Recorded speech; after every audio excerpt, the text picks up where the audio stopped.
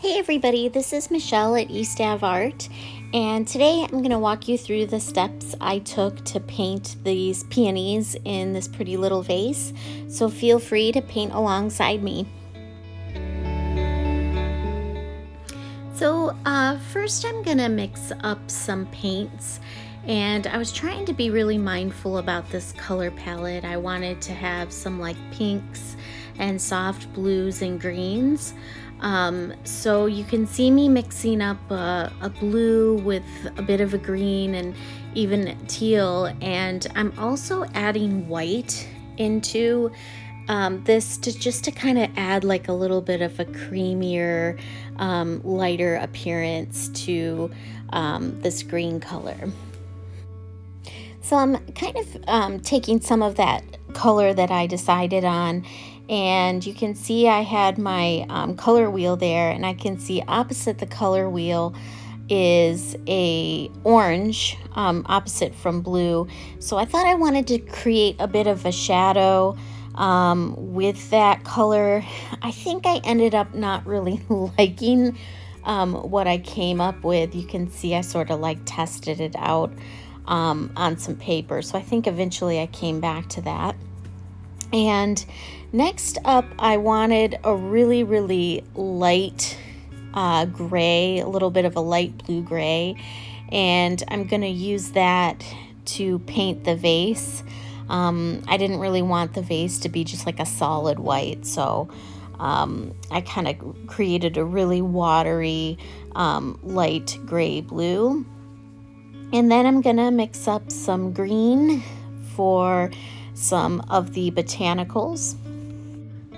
And I just like to kind of mix up a bunch of different greens, and then I kind of decide once I'm painting. I do like to add a touch of purple into my green because I think it adds a really nice depth to the green. And I'm also going to go with a pinkish color, so you'll see I'm kind of adding in a dark red, and then from there I'm going to add a little bit more white, because just like with that green color, I kind of wanted to have, with the blue-green, I kind of wanted to have like a soft, creamy appearance. And I had already sketched out this painting. This is in my sketchbook, so I kind of was a little bit more willing to just draw right in my sketchbook. If you've seen some of the videos that I've done before, I tend to do a sketch on some graph paper, and then I will transfer it over using some tracing paper. But I usually do that on more expensive paper. Like my Etchr watercolor paper is pretty expensive, so I want to make sure I have a really solid sketch before. But I think like a sketchbook, you can afford to be a little more loosey-goosey with it, I guess. So you can see I'm just going ahead and painted in the like little cream cup with that green. And here I'm painting my first peony. And so I just kind of do like leaf shapes, or not leaf shape, but floral shapes. Kind of just little like what could be petals on the flower. And I kind of apply uneven pressure to the paintbrush, and have some jagged edges, and then I leave a fair bit of white space in between the petals. Like a peony, I don't know if you've ever looked at it very closely, but there's so many petals, right? And so it's like, how do you really kind of capture that appearance? And I think that's where you can like use a bit of white space to reflect all the different layers of petals there. And you can also see I kind of added in like a drop of yellow to the center, because sometimes if a peony is open enough, you can see the little bit of yellow in the center. So I went with a more peachy pink for my other peony, and I'm following like the same process. I'm just getting these petals, one by one added in, and again with like the jagged edges, which you do see on the peonies, that kind of like delicate jagged edge that you see that makes them so pretty. And again, I'm using white space kind of in various areas just to sort of show that it's layers of petals, right? And so this is going to be like my first layer for each of these. And then I'm also here going to paint like a little bit of a petal sort of falling off from the base. I think that's a pretty effect as well.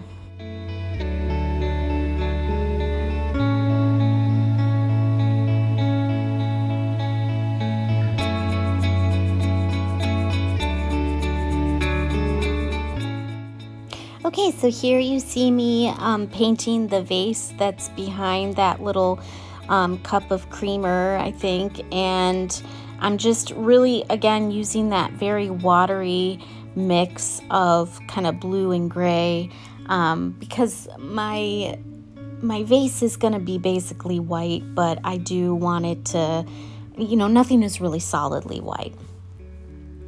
All right, so now that my first peony has dried, I'm gonna go in and do a bit of a wet on dry technique. So I'm going in with a little bit of a thicker consistency and of the base paint color, and I'm just kind of adding in these sketchy lines to add a little bit of like depth and movement to my flower. And again, I'm hoping that shows some of where there would be shadows in between and also where there'd be additional layers. So I think this adding another layer of these kind of sketchy lines onto my peony gives it a little bit more visual interest. And here you see me starting to do that on my peachy pink peony as well.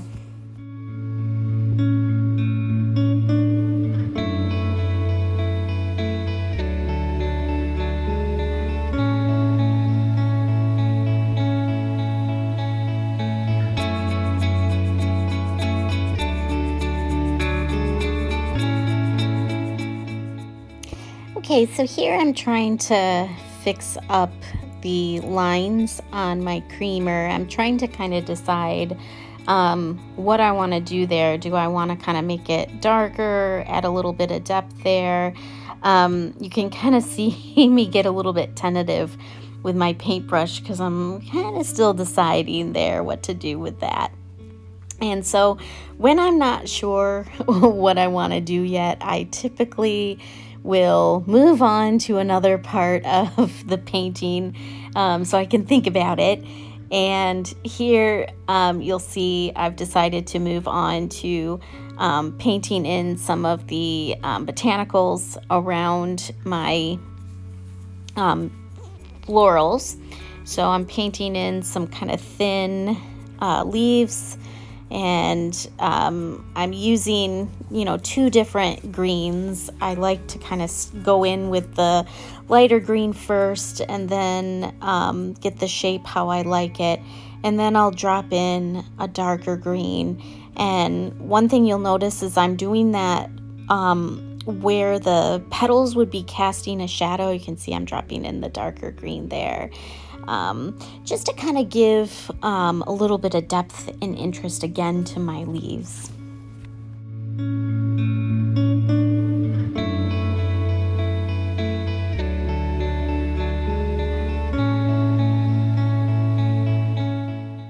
As far as how I decide to paint the leaves and where I decide to paint them, I really think it's up to you. I like to have the leaves all around the flowers.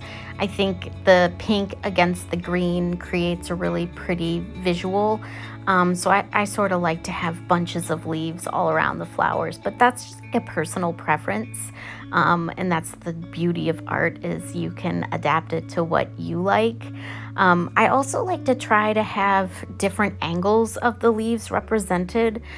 So the one that I had just painted to the left of that like peachy pink peony, you can almost see it's kind of like at a different angle than the leaves that are under the peonies. And I just think that's kind of like a fun thing to do to add a little bit of realism, because the leaves wouldn't all be the same angle in a floral display, right? If you look at a flower arrangement in your house. Not all the leaves are facing, and you're not seeing the same angle of each of those leaves.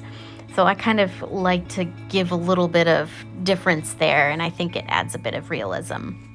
So after I painted those leaves, I decided what I wanted to do with the creamer container, and I opted to kind of create a little bit of a darker like ring around the outside, around the opening at the top. And I also decided to do a little bit of adding some shadow in on the handle that would be necessarily blocked from the light, so kind of underneath, and so you can see I'm adding in some darker green there.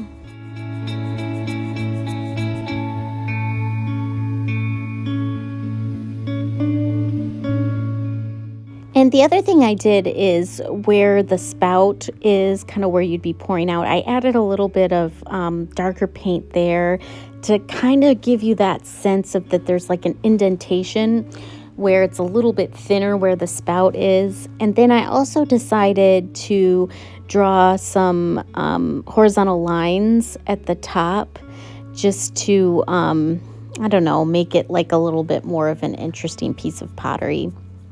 And then as I was looking at my vase, while I wanted the vase to be white, I thought it looked really bland. So I got this kind of idea to paint little 5 leaf or 5 petal flowers on the vase, and in this really pretty blue. So I'm kind of sticking with this like blue, green, pink complementary color palette. And so you'll see me fill in all of those, that vase with all of those like little delicate flowers. And I like doing patterns and designs like this because there's really so many of those little flowers that they don't have to be perfect to give the effect that you're looking for.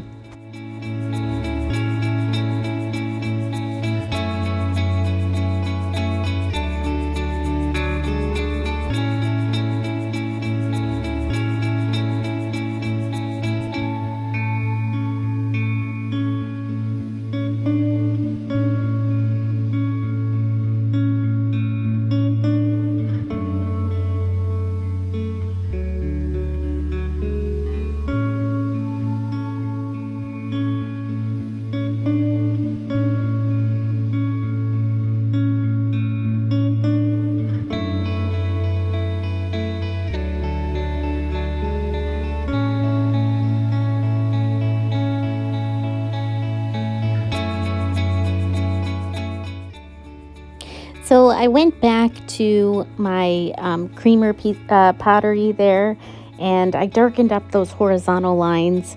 And I also wanted to show that this piece of pottery is rounded. And the way that I did that was to create like one side of the piece of pottery is a little bit darker, and then I kind of drew or pulled over some of that paint towards the center, but not exactly. And I think that gives it a little bit more of a rounded effect to the viewer.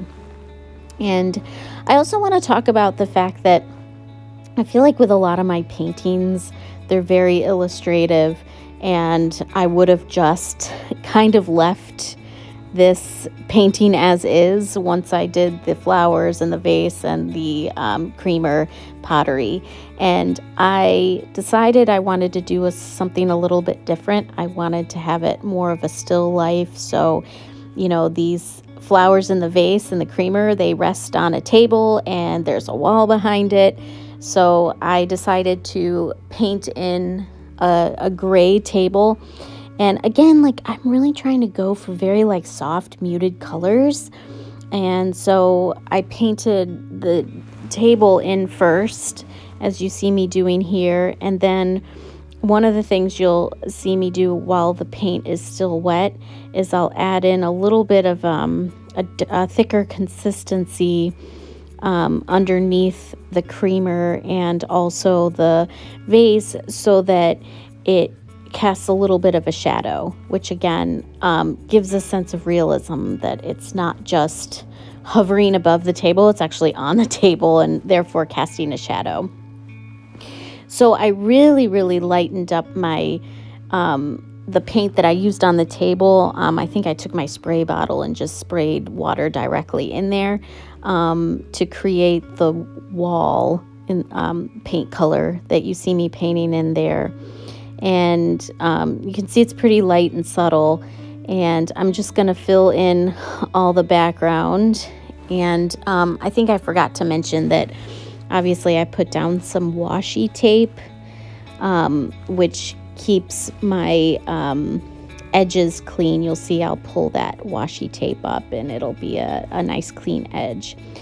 So here I've got a little bit of a darker consistency of color that I wanted to show that the flowers were casting a shadow on the wall behind the vase. And so that's why while the paint is still wet, you see me adding that darker paint in. And the value of adding darker paint in when it's wet is you get a little bit more of a softer blend and not a harsh line. Now you'll see the paint on the table is dry, so you can see I'm adding in some darker paint there, but I kind of wash off my brush and blend it out a little bit. And that's another strategy too. If your paint has already dried when you're trying to drop in a darker color, you can still do that, but you just have to make sure that you kind of blend it out. All right, so here is a finished copy of my painting, and I hope you really enjoyed this watercolor tutorial. And please like and subscribe for more of this type of content. Thanks so much for watching. Take care.